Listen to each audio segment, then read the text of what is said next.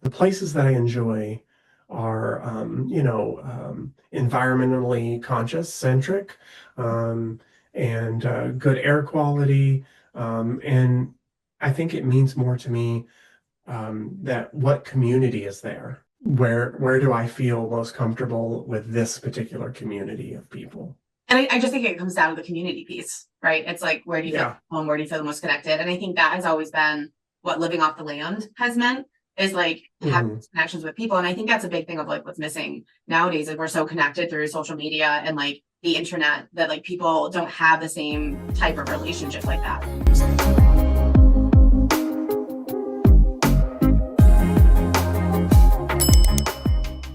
Welcome to the Teens Uncharted podcast. I'm your host, Charity Chafee. I'm a licensed mental health counselor who specializes in teens and families. The sassier, the better. That is my brand. And joining me today, I'm very excited to have Gregory Meadows. Do you want to take a second and say hi and introduce yourself?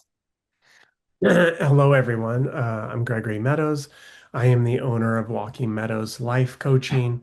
I work with parents, adolescents, and teens that have been impacted by trauma, abuse, neglect, situational, stressful things. And I'm originally from Kentucky, lived all over the country, and I am so excited to be here, Charity. So thank you very much. Yes, of course.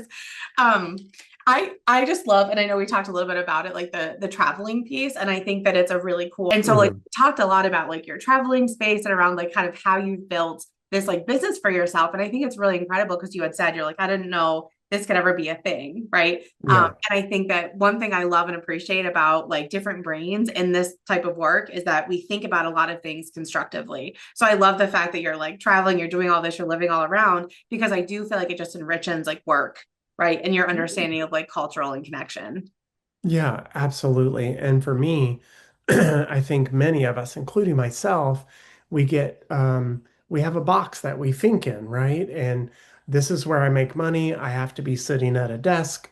I have to be in a location. I work 40 hours a week, and there's a lot of safety in that, a lot of like stability in that.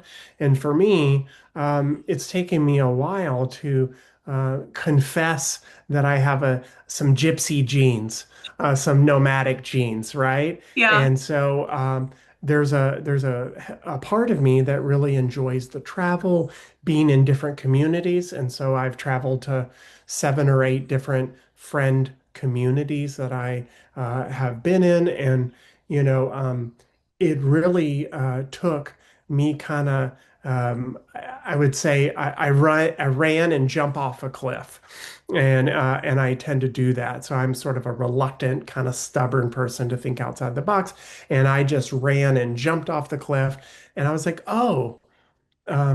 This is possible for me, out there in the world.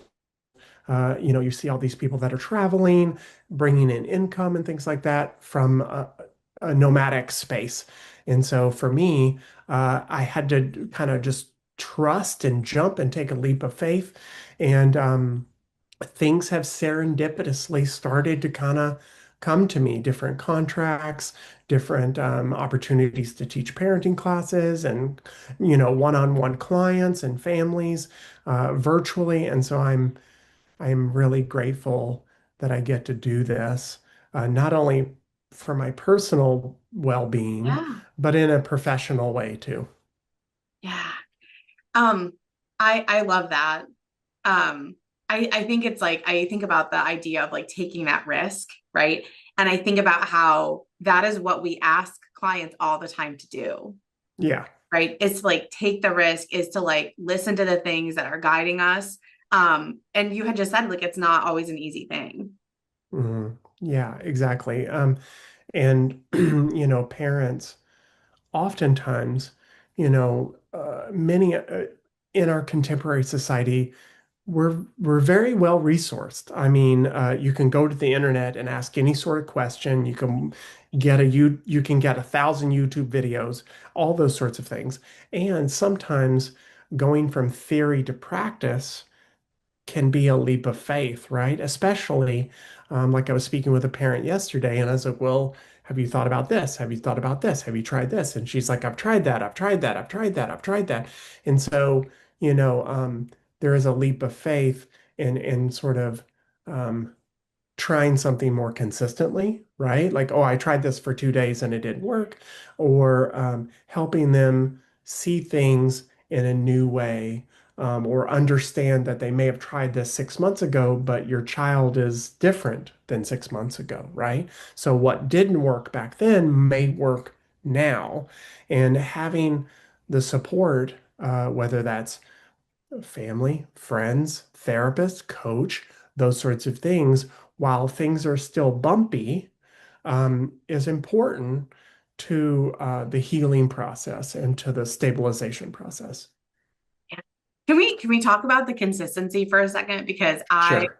I know we both work with like parents and families. And one thing that's so interesting to me when I'm working with certain folks is that they'll say, like, I did try that, right? For Hmm. an hour or 2 hours or a day or 2 days, right? But can you talk about when you say consistency, what does that actually look like over the course of time? That's a great question. And I think I am a person who believes in tracking things, data driven. And that doesn't have to mean you have to put it in a spreadsheet and a pie chart and all that sort of thing. What I mean Right. is that at the minimum, you get out a piece of paper and a pencil and you literally write down things like, okay, we want to track outbursts, right? And so are we seeing outbursts? Because in our fight or flight nervous system brain, we might say, oh, my kid gets angry every single day. It seems like he's been angry every single day for the last month, right? And our brains are not too good at tracking things longitudinally, and Mhm. we can extrapolate and create these stories which end up impacting our capacity. My child's been angry for the last month and I don't know what's going on. Well, does that mean 30 days or does that mean 2 times last week and 1 time this week, right? And we Yeah. just kind of extrapolate that. So consistency means regulating ourselves, right? And into having the capacity, but tracking information, right? Like, oh, I noticed over the last three outbursts, they were kind of in the morning. What happened? Well, we were getting ready to go to school. My teenager was kind of feeling rushed, and I kind of got on to them about not cleaning the room and what have they got to do when they get home and all these sorts of things. So by tracking and just kind of keeping information, we're able to kind of see these patterns, these dots. We can start to connect these dots, right? And when we see a pattern over time, we can acknowledge what that pattern is and where the breakdown is. Okay, maybe I don't address my child's messy room in the morning because they're not a morning person. They're really triggered about school. So now I just dropped in I just put a A grenade bomb. in, Yeah. a bomb right before they're going to go to school and they're really triggered. But once we have that data, understanding a couple things, which means, um, for example, the parent that I spoke to yesterday, um, admitted that she has not been consistent. So when friction comes up, she tends to just back off and avoid the conflict or avoid confronting the particular issue. And so now this child is used to getting their way. Yes. Like if I press on my parent, if I yell and I slam the door and I do these things, my parent will back off from me. And so that didn't kind of happen overnight. So that's a pattern that the child is training the parent, right? Yeah. And that sort of thing. So we're negatively reinforcing like when I throw a fit, I eventually will get my parent to back off and I will get my way or I will avoid whatever I need to do. And so because patterns of family system breakdowns don't happen overnight. They're not going to get repaired overnight. So, Right. preparing parents for the reality that if we did not deal with a particular negative behavior that's impacting the family or the relationship between the parent and the child, if we didn't deal with that kind of when they were younger, now they've had years of being able to reinforce that behavior, admitting that it's going to take some time to undo that behavior because it's a learned behavior. It can can be undone. It's not a guarantee that it will be undone, but it's important to have support as you're undoing a reinforced behavior. And so for some children, it might take a week. For some children, it might take a month. For some children, it might take 3 months, right? But the important part is the consistency. When we are consistent as caregivers and parents, we are grounded and rooted in what we believe to be right and true for our family and things like that. And despite what anyone else says, or your child's like, I hate you and I'm mad at you, like to understand that, like, we as the adults have enough foresight and wisdom Mhm. to to say, okay, this is the right thing to do. This is the life skill that I want to teach, and it's going to be bumpy a little bit learning it because we're unlearning other behaviors and adding in new behaviors. So that's a large nutshell around consistency and what that means. Yeah, no, totally. And you touched on a really great point because I think that when we are thinking about like the parenting journey, right, we have or parents are creating a narrative in their head, right, when Hmm. they're going through all of these different things that they're working on, right? And Hmm. I think that like adding research, right, adding data to the narrative helps give us a basis of what's actually happening, right? I think there's a question of like, what's the narrative? And then there's another question of like, what is the data actually telling us? Right. Yeah. In regards to like what's real, right? When I think about grad school, I had a lot of really great professors, but I had one professor who would say, leave your stuff at the door, right? I had Hmm. a high school swim coach that was like, leave anything you're feeling at the door that day, right? Hmm. I feel like that totally neglects and dismisses the idea that like as a person, as a human that day, we have certain tolerances, we have so many spoons, we have everything going on for us. If we're just going to leave it at the door, then we're not actively reflecting on what's happening in that moment that could be impacting our own narrative of what that is. So it's like really giving parents an opportunity to like step back, get the data, right? Have your narrative. How do those things like reconcile together, right? And then Yeah. really focusing on like one specific thing, right? Because I imagine you have people that come in that they're like, everything needs to change. Right. And so as I totally agree. And as parents, we often think from the end, right? I want them to clean their room every day. I want them to take the trash out. I want them to empty the garbage on Monday, Wednesday, Friday, and Saturday, right? Yeah. And so when we think from the end, we can create a lot of discomfort for ourselves that, the child is not here, Yeah. right?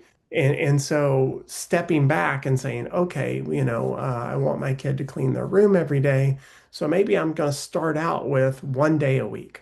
They're not cleaning the room at all. So going to 1 day a week, we're able to sort of titrate and slowly increase a preferred behavior or a preferred chore and things like that. So it's important to understand that um, we're not going to yell at a baby because it's not walking. Why aren't you walking? Right? So we understand that the baby is going to learn how to keep their head upright.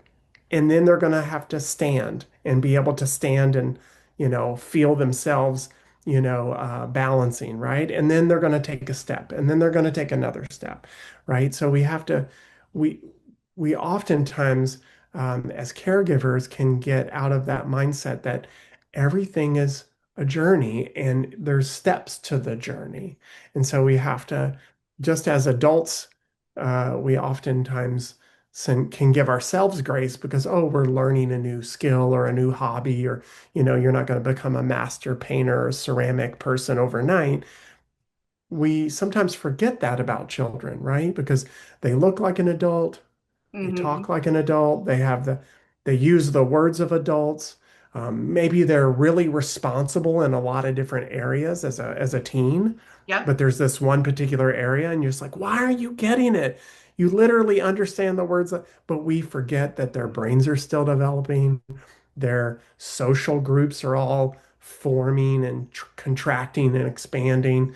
They're practicing romantic relationships and things like that. So we have to take all of these things into consideration and realize, once we have the data and the story, really understanding how did I, as a caregiver, get to the story when the data may not support the story, right? There's some incongruence. Okay, I've been really stressed out, so I'm creating a story. I'm projecting a story that my child is not responsible and they hate me and they don't listen to me. And we can come up with all these unhealthy narratives about ourselves, about the relationship, which is the third entity, or about our child. And when we create these stories that are maladaptive and they're hurtful to ourselves or to children, we, as the adults, have to kind of step back and go, how can I shift that story? Oh, I think my child has just been unruly for the whole month,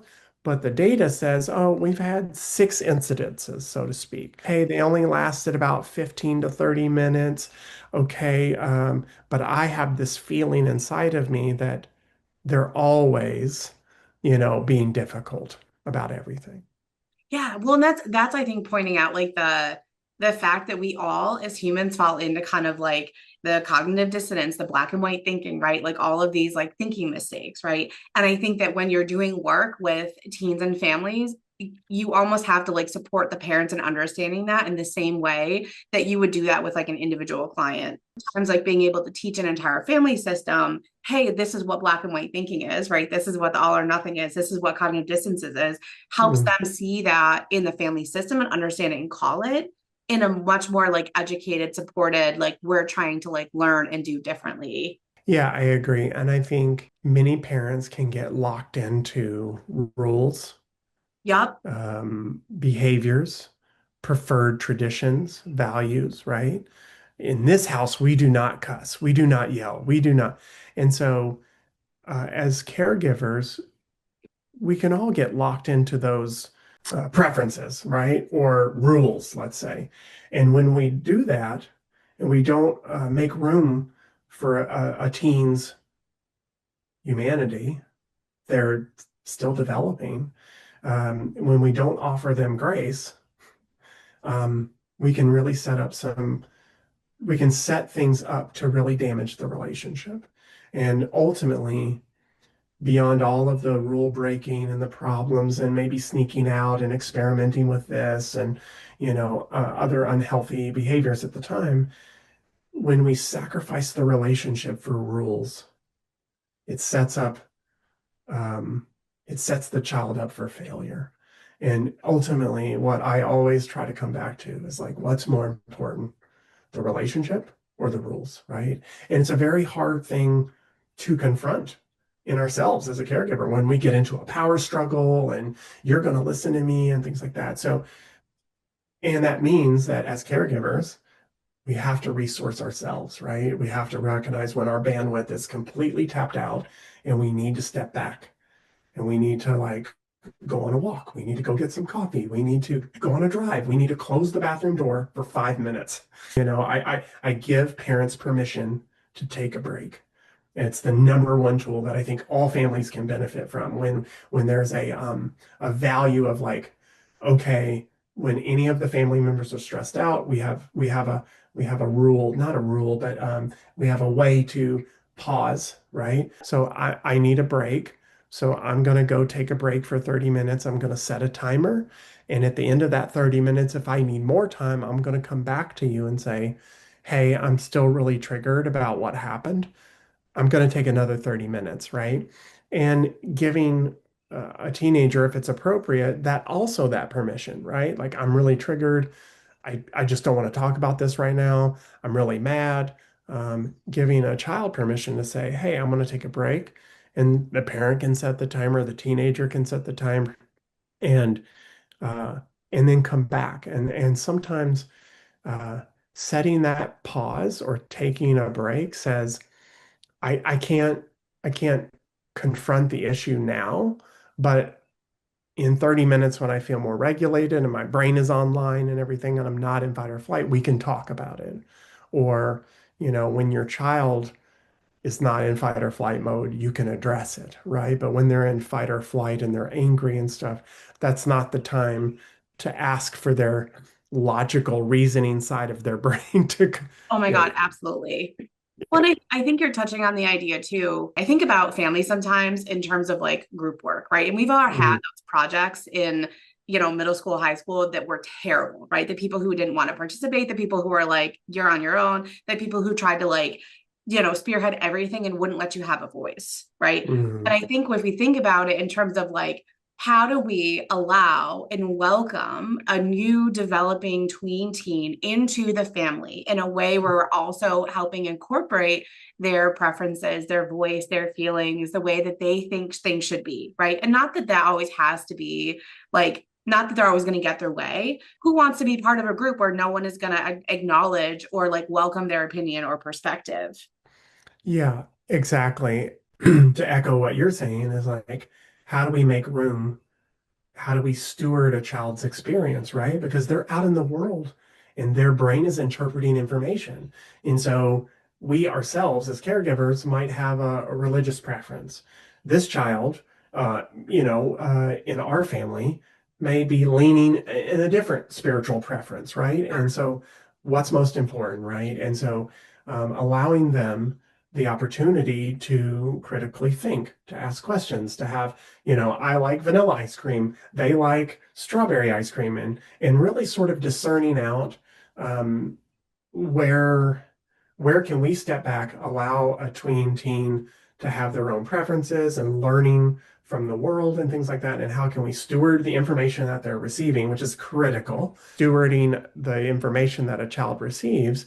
And as long as it's not a safety issue, I recommend, okay, how, even though you might be uncomfortable as a caregiver when there's some differencing of values and opinions and preferences, how can we still steward their experience and realize that teens are developing? They may be committed to being the best soccer player in the world in February, and by April, they want to play the violin. And so, how can we kind of go with the flow and allow them to safely go out into the world, but still have the guardrails of mentorship, stewardship, family, traditions, values, things like that? Yeah, no, a thousand percent. And I think about it in terms of like scaffolding too, right? Like, Hmm. how do we scaffold that process for them so that they can learn to then do it on their own in the future, right? And Yeah. if we're just like shutting it down and being like, no, you can't play, the violin because you already committed to soccer, right? Not even open to discussion. There's Mm. no voice there for them. And you're not Yeah. helping them through that process of understanding like, what would this mean for me, right? What would it mean to give up soccer to play the violin? What would it mean to like be part of the orchestra? What would it mean to like entirely change from like a sports to like an arts career, right? And there's like really valid questions there, right? Like, did you want to play it in college, right? What would it look like if you didn't have a soccer scholarship in college, right? Like, what would you miss about being part of the soccer team, right? We're asking all these really important problem solving questions to help them understand that choice, right? And Mhm. allow that voice in. And what's really interesting to me sometimes is that when you have that conversation, sometimes the kids are like, oh my God, yeah, you're right. Like, what would I do without my soccer team? And so it's not even that they're in the process of trying to disagree with you and trying to be like rebellious or whatever. Like, they're interested in this thing. How do we help them understand that in a way that like gives them the skill so that way when they are 25, they can sit there and really process through like what does this mean for me? What would it look like? Parents, caregivers can inadvertently teach you can never question authority. I'm not going to think on my own. I should just accept what the authority says. And I have no voice. I have no autonomy, sovereignty, those sorts of things. And so most parents want their children, their teens, to make good choices, to prepare them to be out in the world and have critical thinking skills. And so, I think finding this balance. Okay, I hear that you want to play the violin. That's great. Um, I want to support you in that, but I also want to ask you some questions around it, right? So, what's the benefit of playing soccer for you? What do you like most about it? What are you most challenged by, right? What's the appeal about playing the violin? Is this because you heard some song and now you want to play the violin? And kind of helping them discern out and have critical thinking skills about, what does it mean to transition from one thing? Okay, well, we paid $1,500 for cleats and the uniform and the membership and the travel and blah, blah, blah, blah, blah. Okay, well, okay, we're going to move away from that. So how can we, so we can't put $1,500 into a violin lessons, but what can we do, right? So helping them navigate and learn because, most children don't understand what parents and caregivers go through on the adult side to make something happen for a child. So helping them understand what it took to get there, right? Okay, well, how are we going to solve this problem? Because we don't have money for a $1,500 violin, but maybe we can get the $200 violin. Okay, can we get our money back for the soccer? That sort of thing. So helping children and teens kind of think through, problem solve. And when we do that, they can grow up to be autonomous, well thinking, well expressed, well advocated. They can advocate for their needs because most parents, I think, want children who can advocate for their needs in a healthy way, Absolutely. right? And their job, in a romantic relationship, those sorts of things. So we want to teach that life skill early on so that they have plenty of practice, so that when they get out into the real world and their boss asks them, maybe, can you work an extra 4 hours when you've already worked 8? And, the child can advocate saying, no, I can't do 12 hours, but maybe I can work an hour more until the next person comes in for the shift and stuff like that. So learning how to advocate and critically think through things will prepare them to be the best adults possible. Totally, totally. And I think that I want to go back because you had said something, about how when teens look and act and talk like adults, right? Hmm. There's this assumption sometimes or this impression that like they're there, right? And they can handle adult responsibilities with adult things. But Hmm. what's really interesting when we're talking about this is that development is never linear, right? Yeah. And because we're trying to break down these like big steps into little tiny pieces, it can feel so frustrating, right? I don't think there's a single person, I don't know, who like remembers teaching themselves how to walk as a baby, right? Right. Like surely there are people that have had that experience where they've had to teach themselves how to rewalk as like an adult or a teen if they've Hmm. gone through something medical. Um, but we don't remember that. So we don't remember all the tiny little pieces and all the things that need to go into play to like Hmm. do that thing. So we had brought up Yeah. an example of like cleaning your room, right? And like for Yeah. most adults, when they're like, oh, clean your room, we're like, okay, cool, clean my room. I get it, right? That just translates automatically versus when you're talking with like, let's say a younger tween, they're like, what does that even mean? Hmm. What Right. does clean mean for my family? What does clean mean for me? What does clean mean for my room? Right? Yeah. What Yeah. are the steps to clean? Right? Yeah. And then how do I go through that process? How do I fold? Where do I put things? Where does this go? Where do I like it? Right? Hmm. Um, and it's actually I was talking to a family the other day and like the parents had a very consistent structure with how they wanted to see something be cleaned. And it was a really big struggle. And so we had to sit down and really boil that down into like, what does this mean for you? And also, what is your kid's perspective on all of this? Right. And then sitting down as a family and talking with the kid is like, well, this is what this means to me. And I was like, well, it's very clear, right? Why we're so disconnected is because we're not even on the same page with what that is. And up Right. until that point, there was like a lot of kind of pushback on the parents' part about like I can't shift this because this isn't what that means to me, right? So then we're Hmm. talking about like ushering like in a child's perspective into the family, like how do we kind of like morph and grow as our kids morph and grow as our young adults become adults, as our like teens become, like really a vocal member of the family. Yeah. Yeah. And we may have an idea of what clean means. The teenager will become an adult. And maybe what clean means to that teenager means I don't bleach everything, but I kind of keep it tidy and I take out the trash when it's full. But right, but for us, it's like we bleach everything once a week and we mop the floor, sweep the floor, blah blah blah blah, right? And so as they're developing, it's imperative that we be careful about the assumptions we make. Yeah. Because when we make assumptions like, oh, when I say clean the room, they know what exactly that means. I have to do 7 steps, right? But to the teenager, it's like, well, there's no trash on the floor, but it's okay that my clean clothes are on the floor, right? So kind of being very clarified about what that means and also supporting a teenager in kind of getting from point A to child's preference or the parent's preference, right? So here's what I mean. So, maybe I want them to do all 7 steps, but like I said, there's approximations, right? Okay, so I'd like you to take out your trash and I'd like you to make sure there's no clean clothes on the floor. Let's do that for 3 weeks, 4 weeks.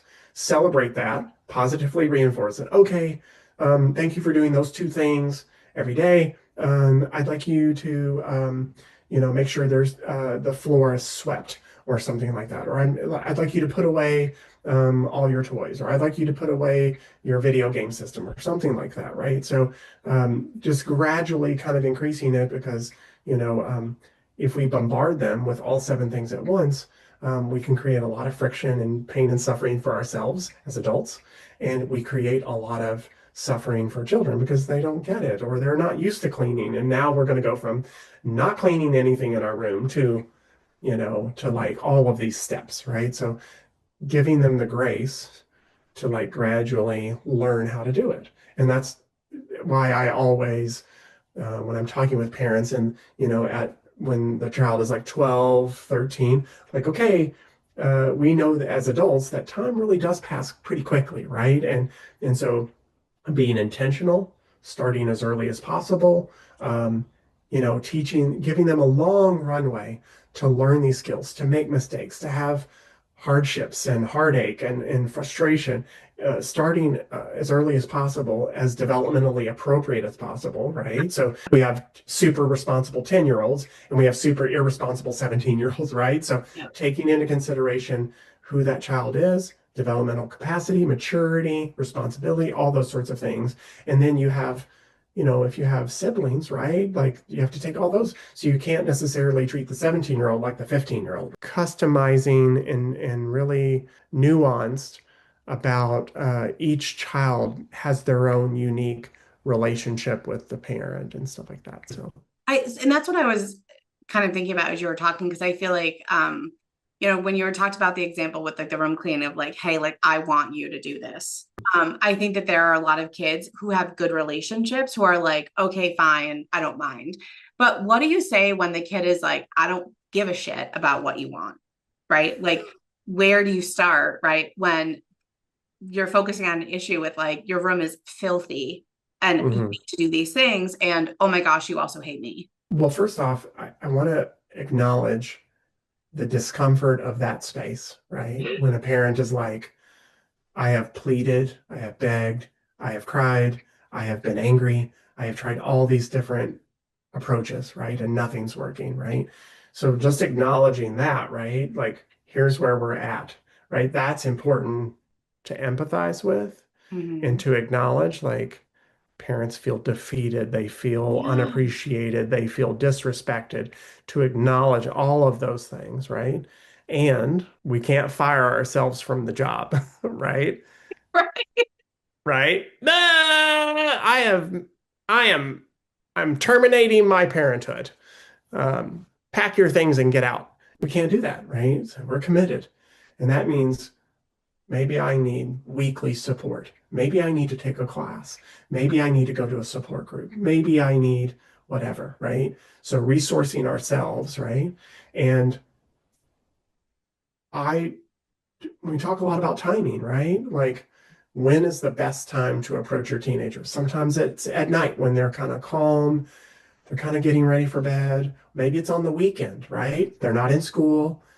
There's a lot more freedom. So now we're not interrupting their video games or Right. something like that. Or maybe it's in the car, right? We're driving, the video game system is not in front of them. We're not directly facing each other, which can kind of feel confrontational depending on who you are and cultural expectations, right? Totally. So sort of sussing out like where, how, all the W's, right? Where, when, why, how can we approach this? And enrolling a child into the problem solving, right? And so, okay, well, here's what I need. Well, what do you need? Right? Being curious. I need you to leave me alone. Okay, I hear you, and I want to leave you alone about this, but if I give you what you need and I'm not getting what I need, that would be like you asking for a video game and me just flat out denying it, right? How would that feel?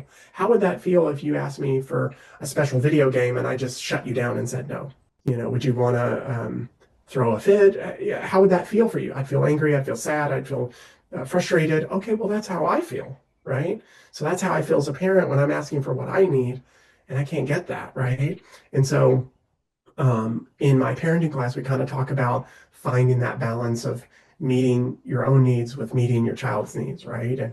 And best case scenario, it's kind of symbiotic, right? My child comes home on time because I need to take them to their soccer practice, for example. Some symbiotic relationship there, but when it's super frustrating and a child is resisting or disrespectful, what is the smallest movement forward that we can make, right? And so maybe the child's like picks up one piece of trash and puts it in there. Great, thank you, hallelujah. Do you want a clown and a magician and a pony? Kind of make it fun, bring humor into it, bring curiosity into it, because when we do those things, um, we can kind of lighten the mood, especially if we've been in a power struggle with a teen and we're pushing and pushing and pushing and they're resisting and resisting and resisting. Sometimes we need a break. Sometimes we need to ask for help because we get our blinders on and you know um, they're not doing this. I've tried all these different ways, right? Kind of we're circling back to the beginning of our conversation. We get so locked into I've done this, I've tried this, I've done this, I've done this. And so having an alternative perspective or having someone else that has a different relationship with the child, right? Mm, Sometimes teens are much more open to talking to adults who are not their parents, right? absolutely. Right? And so maybe we need an outside resource to talk with the teenager and kind of help the teenager see like to explore how does my parent feel? Why am I resisting? Right? Um, what would it mean for me to do the thing for my mom that she's wanting me to do? How might she feel, right? What would be the reward in that, right? Oh, maybe my mom is in a better space and she wants to take me out to the mall so I can get the shoes that I want versus the shoes that, you know, I'm not going to, or the shoes that, she wants to get me, right? She wants me to get the $80 shoes, but I want the $120 shoes, right? So exploring how can we get from point A to A point one, right? Yeah. Does that make sense? Yeah. Yeah. No, it totally does. And I think too, like when we're thinking about, I don't know, like priorities within a family, right? Or priorities within a relationship, and we're having, there's a contentious battle going on, let's say over the cleanliness of the room, right? And I really always want parents to kind of like take a step back and like do a really truthful assessment of your current relationship with that kid. Because I think when you have the understanding and the insight to be like, you know what? I haven't seen my kid lately. I've been really like maybe like in a bad mood, work has been really stressful, I haven't been cooking. Be taking into consideration all the other things that could be impacting like their relationship, then I think it reprioritizes like what is the priority here, right? Is the priority like they're having a sparkling clean room where the floor is bleached and everything is mopped and wiped down and dusted? Or is it like I need to like take a step back and like reinvest in this relationship with my kid and really get into a ground stable, safe space so that all of those things can be connected through vulnerability? Yeah. So a lot of parents, and I was just talking, the mother that I was talking to yesterday, we talked about this. I said, how can you repair the relationship before you ask for something, right? Because when the relationship is strained or broken, asking for compliance or something, a new habit to be, implemented, there's no relationship to build from that, right? And so repairing the relationship first, because the relationship is the platform in which difficult moments can be navigated, right? So if you and I have a positive relationship and you come to me and say, I really need help with the trash. It just ends up overflowing. I'm working 10-hour days, 7 days a week. I really could use some help. If you and I have a positive relationship and I care about you, I'm like, sure, I got it. I got it. I'll take care of it when I get home, right? But if there's no relationship or we have a contentious relationship, there's no reciprocity, there's no rapport, there's no love in which to ask for that thing. So, and teens are they're a black belt in asking for what they want, right? Oh yeah. But yeah, they are a black belt. I need, parents are an ATM, an Uber, a doctor, a cook, a house cleaner, right? So as caregivers, we wear all these hats, right? But moving from egocentric to ethnocentric, like, you know, there's more than my needs in this space, right? Okay, our pet has needs, the mom has needs, the dad has needs, the sibling has needs, the house has needs, right? And so moving a teen from it's all about me to it's all about we, Mhm. right, is really important. Well, and I know when we had initially connected, we had talked a lot about kind of scaffolding and like welcoming people like into adulthood, right? I think we're talking about like Yeah. we kind of like set them up to be successful. How do we help them learn the skills? How do we like support, the scaffolding and the development and not like enable, and build Mm, patterns that just aren't like effective, right? mm, And I think about the idea, and we had talked about it, like the idea of kind of like welcoming, like raising boys and welcoming boys, right, into that space where good connection is like really important, mm. right? Um, can you share a little bit about that? Because I love this topic. Yeah, so in my research as of late, there's it kind of hurts my heart that there's the statistics are, I mean, it is what it is, but boys and just teens in general are more prone to suicidal ideation, anxiety, depression, body dysmorphia. There's all of these things that are coming up in adolescents and teens, and the things that maybe we did not have to navigate as children. We didn't have to navigate social media because there wasn't social media, right? Just There MySpace. was, yeah, I had 500 friends on MySpace, right? And so having compassion that our children are not only navigating the biological process of maturing to adulthood, they're navigating technological information is being inundated. They're getting access to so much information. They do not have the brain capacity to accurately interpret that information, put it in its proper context, right? And so for me, something that I am moving more into the space, especially around boys, is rites of passage in indigenous cultures, Aboriginal cultures, in different parts of the world.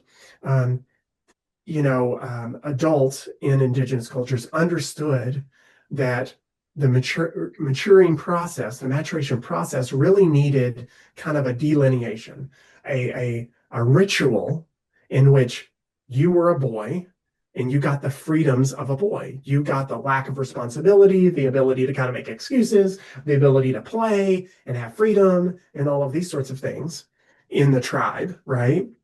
To there's a rites of passage, and that rites of passage kind of mimics the hero's journey, right? So there's got to be some trials and tribulations for the boy to experience themselves being courageous, disciplined, resourceful, to being strong, to being emotionally resilient, right? So this rites of passage that happens, and now the larger tribe, the larger family can now see you in a different way.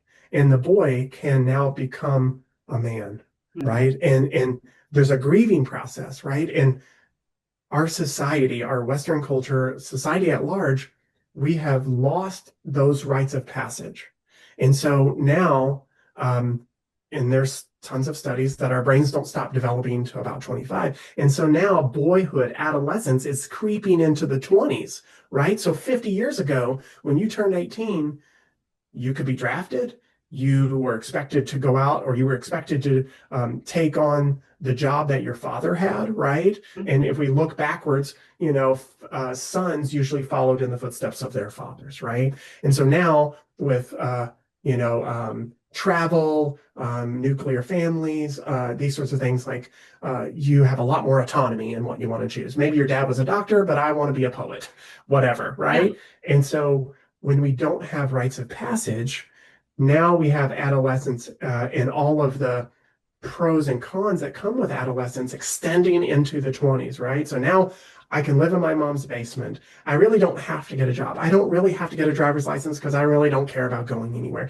And so when we don't have rites of passage, we allow boys to kind of hold on to the freedom of childhood without the responsibility of adulthood. And when we have a rites of passage, a healthy rites of passage, we are preparing them for the responsibility and accountability that comes with adulthood and being in the world and that sort of thing. And I think a lot of adults understand like, oh my gosh, I wish I could just go back. I'm going to pay bills for the rest of my life. I have to be responsible. I have to show up on time. I can't sleep in, all these sorts of things, right?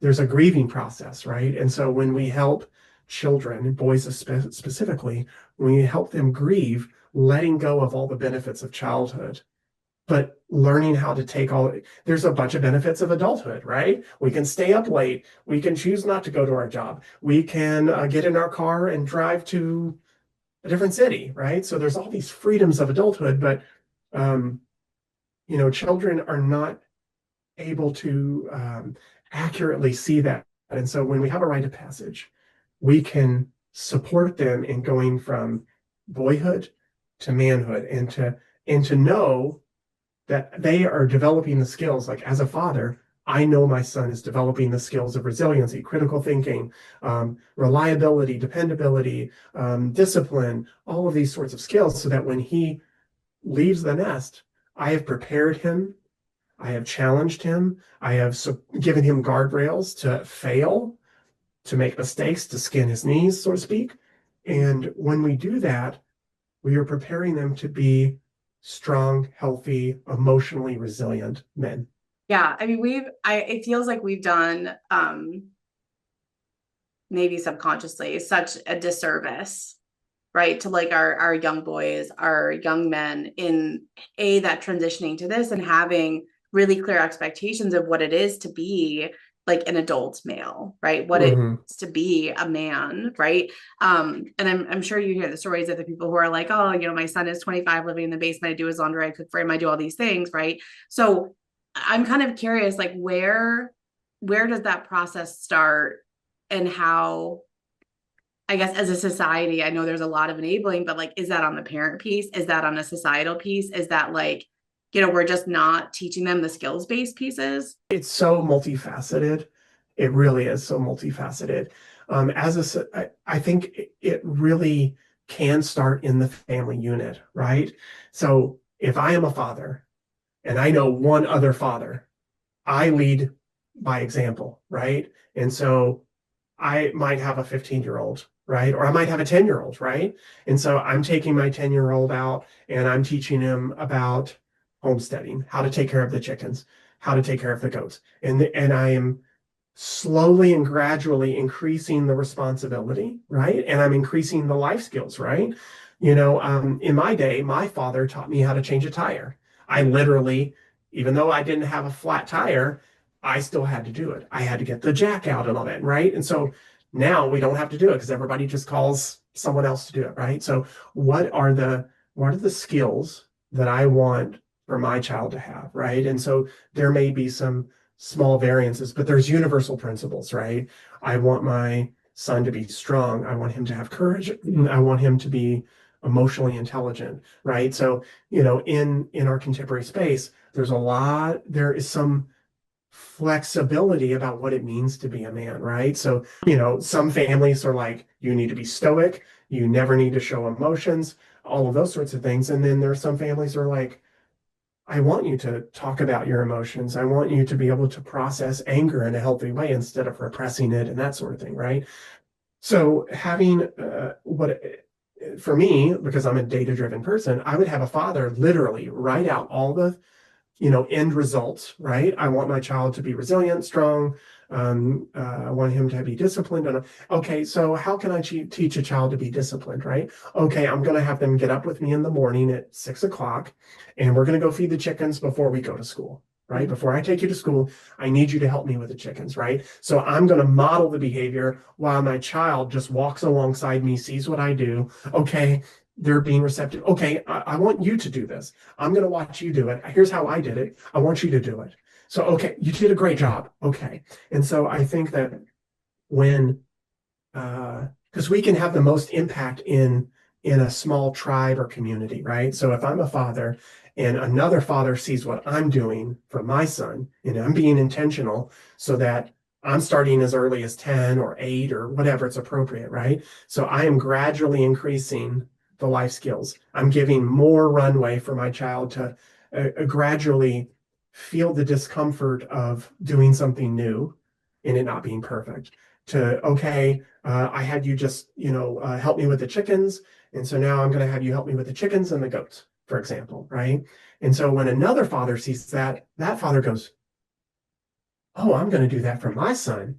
We don't have chickens and goats, but we need to wash the car. We need to clean the gutters. And so when fathers see other fathers, right? And as men, we are always fathering ourselves and we are fathering each other if we're in a masculine community, like a men's group or a men's team. And it's so vital. I can't overstate this.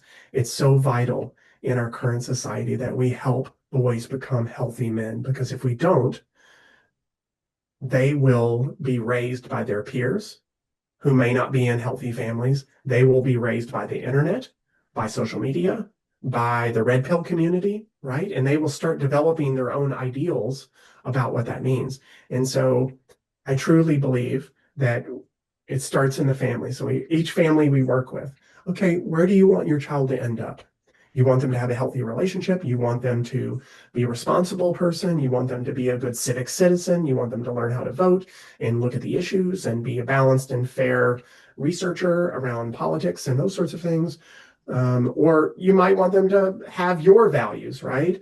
So at least you're teaching them how to think and how to feel and how to learn how to navigate adulthood, right? So to me, it starts in the family unit, but there's a larger need. So, people like myself will sing from the rooftops about this thing, and maybe 10 people, 10 fathers watch it. And then if 10 fathers do rites of passage for their children, right? Then those children grow up to see the value of a rite of passage and their sons become fathers, right? So, it expands and hopefully one day in the future, maybe our Western culture will have like a kind of a universal rites of passage, right? Each family may do it differently. Like if you're a Jewish family, you might be different than a Catholic family and things like that, right? And there are some of these rites of passage in contemporary Jewish life. There's the bat mitzvah in Catholicism. You have the classes that they take and things like that. So I think for families who don't have that, creating it is perfectly okay. And there's thousands of years of wisdom to to build a foundation of a rites of passage for sons. Yes. Well, and you spoke so beautifully about the entire process because I do think that, at some point along the way, like we kind of dropped that, for our boys and our teens and our like young men. And we're just kind of like, do whatever you want to do. And there haven't been really strong in some ways, like family systems and figures.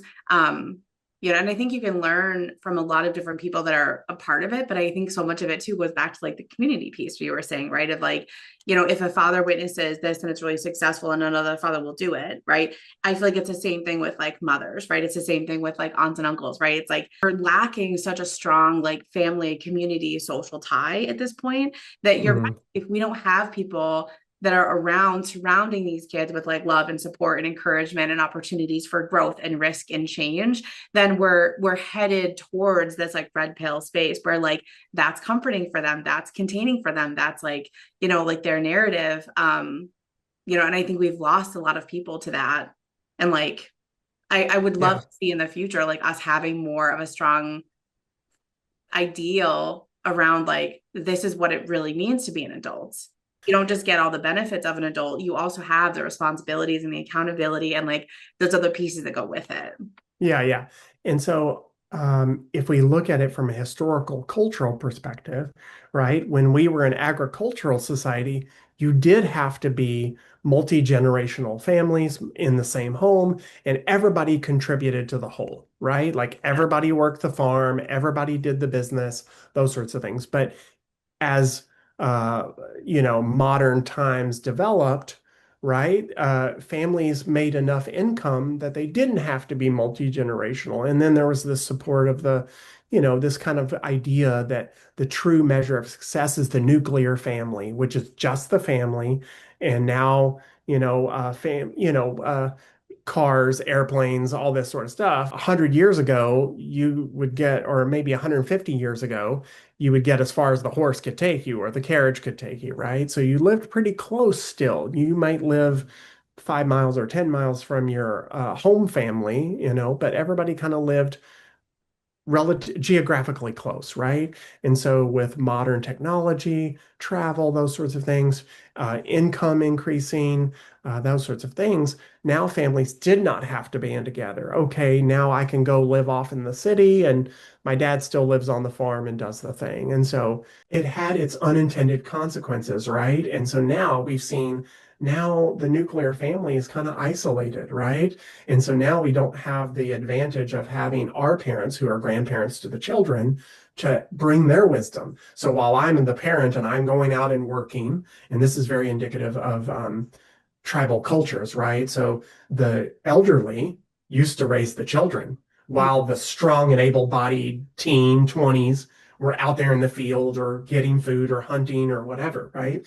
The elderly uh, would stay in the village and monitor, babysit, so to speak, the children, right? So now we have all these modernization aspects, right? So now our grandparents don't have to watch the children. Now we wanted to move away from our small towns, so we moved to the big city, and now we have relationships and things like that. So I think we are seeing the negative consequences of that, and many of my friends kind of realize like, oh shoot, I'm going to have a baby and now I'm going to be by myself. And we are a two-income household. We need to move back towards our parents, right? For more support because our parents are retired and they've got a lot of free time and a lot more patience and wisdom because they raised us and things like that. And so, I see us hopefully moving back towards that community, that aspect where, and it doesn't necessarily have to be family. It could be, my mom lives near me, but my friends who are a couple and they have children, they live on our land too, right? And so we work together. But there's that saying, if you want to go quickly, go alone. If you want to go far, go together. Yeah. No, it's totally fair. And I think and a lot of my work too, I'm trying to encourage like community connections and how do we kind of like, lean on people because we're not meant to live solitary lives, right? Yeah. And I do think that because of the access in the cities and the development and stuff, that it's a lot easier to be like, I'm going to go take this job in Chicago. I'll see you in a year, right? Yeah. You don't realize year after year after year that it's been 10 years before like you've actually reconnected with the people that you grew up with, that your family, your siblings, your whoever. Because I think there's this like false sense of security with social media where it's like, oh, I see what you're doing on Facebook, I see what you're doing on Insta, I see your snaps, right? But does that truly replace in-person connection? And if you don't see your siblings for 10 years, what does that do for you and support and like your, impacts on community? Yeah, yeah. I've been traveling and I was at my sister's house and she has a 4-year-old and a 1-year-old. And the 4-year-old is a boy just so robust and curious and just learning so much so fast. And the last night that I was there, I was getting ready to leave and I felt this little like hurt in my heart. And I was like, man, I'm missing out on all of this wonder and play and him like full speed running into me and being like, let's build this thing and then jump on it. And I was like, oh, these little magical moments and I hadn't seen my sister in a few years, but he went from like 1 to 4, like in the time that I was gone. And now I'm like, wow, these are really just magical moments that I'm missing out on. And I'm like, okay, how can I create a life where I can be in community here and here and here and have the freedom to untether myself from like 40 hours a week, 50 weeks a year. And, maybe I make enough money to go on a trip and, that sort of thing. So I felt exactly what you were talking about with my sister. How can I be of service to my sister if I'm never there, right? I can talk to her on the phone, or maybe she'll send me pictures of the kids and her family, but it's not the same as like helping my 4-year-old nephew learn about different animals or how to write their name or whatever, right? And so we're missing out, I think, on these little beautiful moments that will we will appreciate for years to come. All right. Well, I will wrap up with you. Again, thank you so much. I'll link everything below too so people can access you, and then check back for part 2.